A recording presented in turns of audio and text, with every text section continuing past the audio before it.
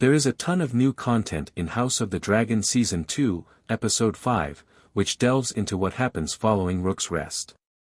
The meeting of the Blacks and Greens in the Little Crownlands Castle, Rook's Rest, in Episode 4, The Red Dragon and the Gold, marked the full realization of the Dance of the Dragons.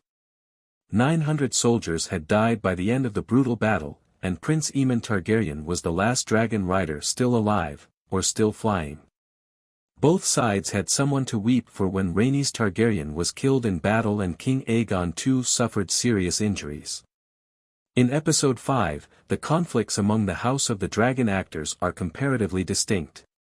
Rhaenyra struggles without Daemon, and now that Rhaenys isn't around, she feels as though she's lost two of her strongest allies.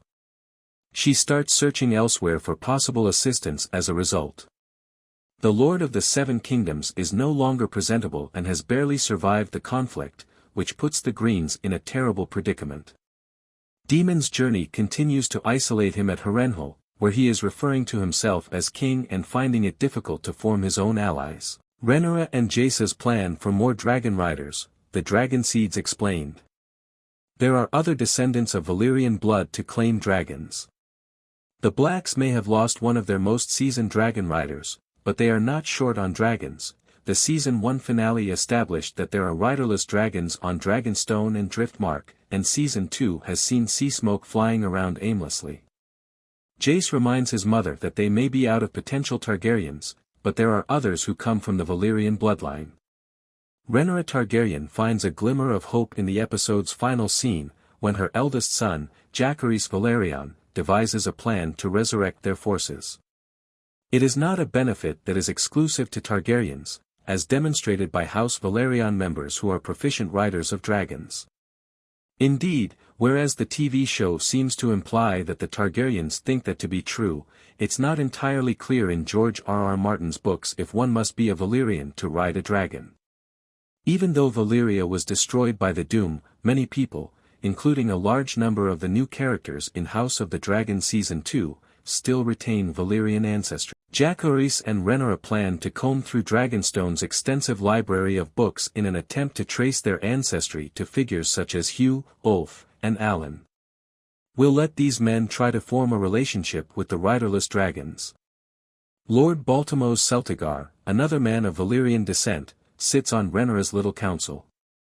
Rhaenyra has access to both dragons and riders, but letting a stranger tame a dragon still carries a big risk because it quickly elevates the rider to the status of one of the most. What the River Lords turning against Daemon means. Rhaenyra has a situation to salvage in the Riverlands. Daemon fails miserably to build supporters in the Riverlands, undermining his hopes of staking a claim as a possible third party in the dance. Since honor is highly valued in the Riverlands, much like it is in the north, several lords come to Harrenhal to voice their disapproval of Daemon's behavior. Daemon wins over House Blackwood following the Battle of the Burning Mill in Episode 3, but in exchange he has to deal some harm to House Bracken, a small Riverlands house who supported the Greens and the Blackwoods' historical rival. In an attempt to force the Brackens to submit and give more soldiers to Daemon's army, Daemon suggests to Willem Blackwood that he approves of the employment of dirty methods. The other Riverlords strongly disapprove of the Blackwoods' capture of women and children during their subsequent attacks on Riverlands districts. They come to Harrenhal to criticize Daemon, which begs the question of how he would win them back to his and ultimately Rhaenyra's side. He's made things impossible to turn. Does Helaena know Aemond tried to kill Aegon? Helaena seems to have a vision of Aemond's betrayal.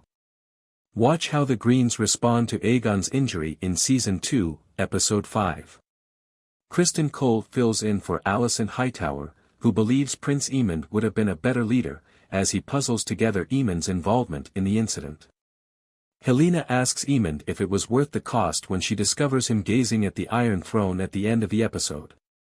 It is implied that she caught glimpses of the happenings at Rook's Rest during one of her visions or dreams, and that she is aware of the actions taken by Aemond to earn his recent promotion. Does Aegon ever recover in House of the Dragon? Aemond is permanently scarred, but he'll recover. In Season 2, Episode 5, Aegon II is in pretty bad shape, although he does manage to partially recuperate from his wounds at Rook's Rest. After this, Aemond controls the kingdom in his place for a while, but finally Aegon is able to make his own decisions again. He is, nevertheless, permanently damaged for the rest of his life.